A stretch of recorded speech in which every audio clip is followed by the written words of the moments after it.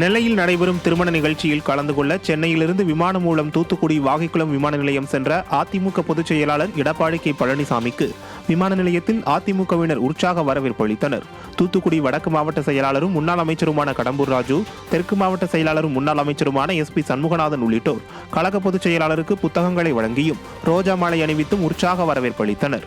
இதில் முன்னாள் அமைச்சர்கள் RB உதயகுமார், சீதா செல்லப்பாண்டியன், ராஜலட்சுமி, திருநெல்வேலி மாநகர் மாவட்ட செயலாளர் கணேஷ் ராஜா, முன்னாள் சட்டமன்ற உறுப்பினர்கள் மோகன், சின்னப்பன், செல்வமோகன்தாஸ் பாண்டியன், முன்னாள் MP சவுந்தரராஜன், கழக அமைப்பு செயலாளர்கள் சின்னத்துரை, சுதா கே பரமசிவம், கொள்கை பரப்பு இணை செயலாளர் பாப்புலர் முத்தையா, தூத்துக்குடி நாடாளுமன்ற தொகுதி அதிமுக வேட்பாளர் சிவசாமி வேலுமணி உள்ளிட்ட நிர்வாகிகள் வரவேற்பு கொடுத்தனர்.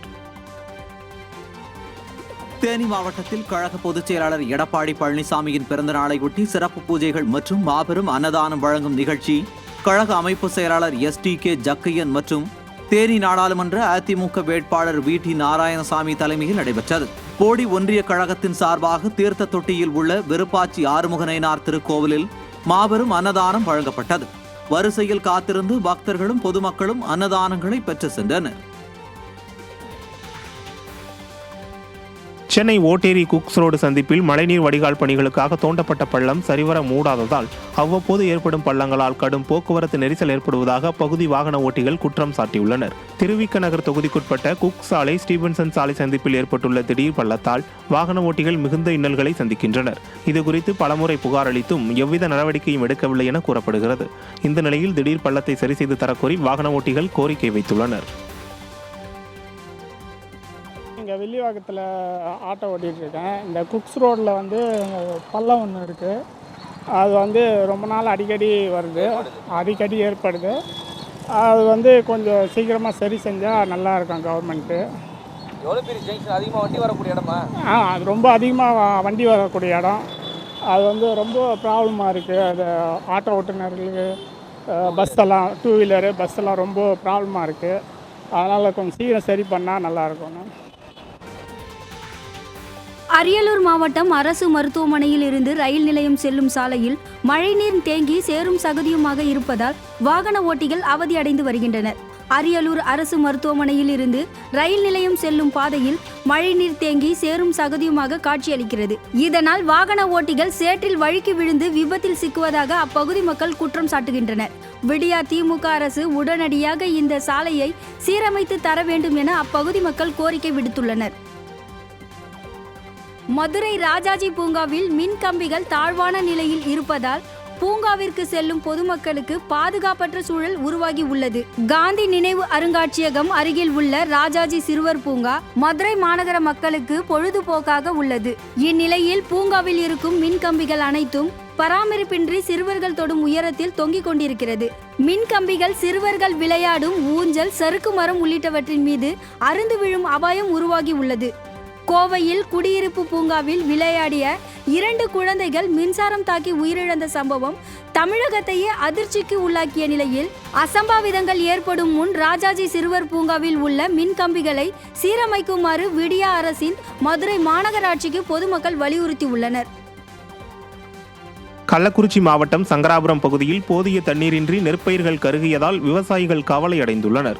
சங்கராபுரம் பகுதியில் உள்ள ஏரிகள் மற்றும் கிணறுகளில் போதிய தண்ணீர் இல்லாததால் சுமார் 200க்கும் மேற்பட்ட ஏக்கரில் பயிரிடப்பட்ட நெற்பயிர்கள் கருகியதாக விவசாயிகள் வேதனை தெரிவித்துள்ளனர். இதனால் காய்ந்த நெற்பயிர்களை விவசாயிகள் தங்களின் கால்நடைகளை விட்டு மேய்த்து வரும் அவல நிலை ஏற்பட்டுள்ளது. இந்நிலையில் பாதிக்கப்பட்ட நெல் பயிர்களுக்கு உரிய இழப்பீடு வழங்க விடியா திமுக அரசு நடவடிக்கை எடுக்க வேண்டுமென அப்பகுதி விவசாயிகள் வலியுறுத்தியுள்ளனர்.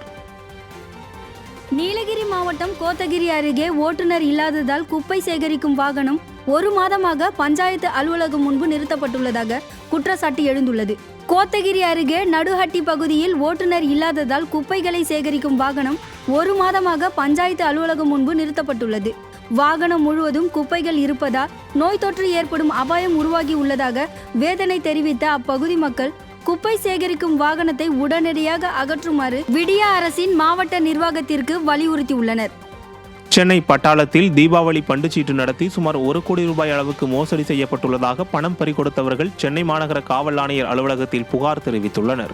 சென்னை புளியந்தோப்பு பகுதியில் உள்ள சேட் பக்தவர்மல் சவுகார் தெருவைச் சேர்ந்த வீரமணி, மலர்விழி ஆகியோர் அதே பகுதியில் உள்ளவர்களிடம் மாதம் 1000 வீதம் 12 மாதம் பணம் கட்டினால் 15,000 ரூபாயாக வழங்கப்படும் என கூறி தீபாவளி பண்டுச்சீட்டு நடத்தியுள்ளனர். ஆனால் தீபாவளி முடிந்தும் பணத்தை கொடுக்காமல் ஏமாற்றியுள்ளனர். சுமார் 1000 பேர் தீபாவளி பண்டில் பணம் செலுத்திவிட்டு பணத்தை இழந்துள்ளதாக கூறப்படுகிறது. இந்த நிலையில் மோசடியில் ஈடுபட்டவர்கள் கைது செய்யப்பட்டுள்ளனர். மாதம் 1000 ரூபாய், 12 மாதம் 12,000 ரூபாய் கட்டினா 15,000 ரூபாய் தரேன்னு சொல்லி சொன்னாங்க. அந்த 3,000 வட்டிக்கு ஆசைப்பட்டு நாங்கள் போட்டோம். ஆனால் எங்களுக்கு அது கூட இல்லாமல் அசல் வந்தால் போதும் தான் நாங்கள் நினைக்கிறோம். நாங்கள் 12 மாதம் கட்டியிருக்கோம். 73 கார்டு கட்டியிருக்கோம் சார். நாங்கள் 12 மாதம் கட்டியிருக்கோம். 73 கார்டு சார் நாங்கள் குடிச்சு குத்துருக்கோம் சார். நாங்கள் எங்களுக்கு வீட்டாண்ட வந்து அசிங்கப்படுத்துறாங்க சார்.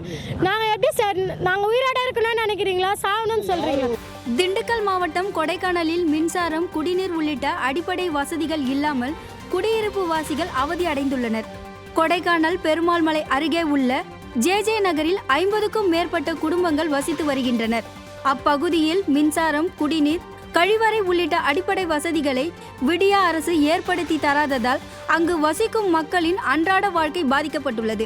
அடிப்படை வசதிகளை ஏற்படுத்தி தரக்கோரி பலமுறை புகார் கொடுத்தும் எந்தவித நடவடிக்கையும் எடுக்கப்படவில்லை என குற்றம் சாட்டிய அப்பகுதி மக்கள் விடியா திமுக அரசு உரிய நடவடிக்கை எடுக்க வேண்டும் என வலியுறுத்தியுள்ளனர். குடிநீர் வசதி கிடையாது ஃபர்ஸ்ட். ரெண்டாவது பிள்ளைங்க படிக்கணும் அப்படின்ற ஒரு விஷயத்துக்காகவாது மின்சார வசதி வேணும். இது காட்டு பகுதி அப்படின்றனால நிறைய ப்ராப்ளங்கள் இருக்கும். பெண்கள் எல்லாருக்குமே பொதுவான ஒரு விஷயம் கழிப்பிட வசதி அதுவும் கிடையாது. அது மாதிரி முக்கியமான அடிப்படை வசதிகளை எங்களுக்கு செஞ்சு கொடுக்குற சொல்லி கோரிக்கை வைக்கிறோம். தருமபுரம் ஆதீன நிர்வாகத்தினரிடம் பணம் கேட்டு மிரட்டிய வழக்கில் சிறையில் இருந்த 3 பேர் பிணையில் விடுவிக்கப்பட்டுள்ளனர். தருமபுரம் ஆதீனம் தொடர்பான ஆடியோ, வீடியோ வைத்திருப்பதாக கூறி பணம் கேட்டு மிரட்டிய புகாரில் மயிலாடுதுறை பாஜக மாவட்ட தலைவர் அகோரம், திமுக மத்திய ஒன்றிய செயலாளர் விஜயகுமார் உள்ளிட்ட 9 பேர் மீது வழக்கு பதிவு செய்யப்பட்டு 5 பேர் கைது செய்யப்பட்டனர். இந்த வழக்கில் வினோத், விக்னேஷ் மற்றும் குடியரசு ஆகிய 3 பேரும் ஜாமீன் கேட்டு நீதிமன்றத்தில் பலமுறை விண்ணப்பித்தும் ஜாமீன் வழங்கப்படவில்லை. இந்நிலையில் இவர்கள் 3 பேரும் கைது செய்யப்பட்டு 90 நாட்கள் முடிவடைந்த நிலையில் 3 பேருக்கும் ஜாமீன் அளித்து மயிலாடுதுறை நீதிமன்றம் உத்தரவிட்டது. உத்தரவை அடுத்து மயிலாடுதுறை கிளைச்சிறையில் இருந்த 3 பேரும் விடுவிக்கப்பட்டுள்ளனர்.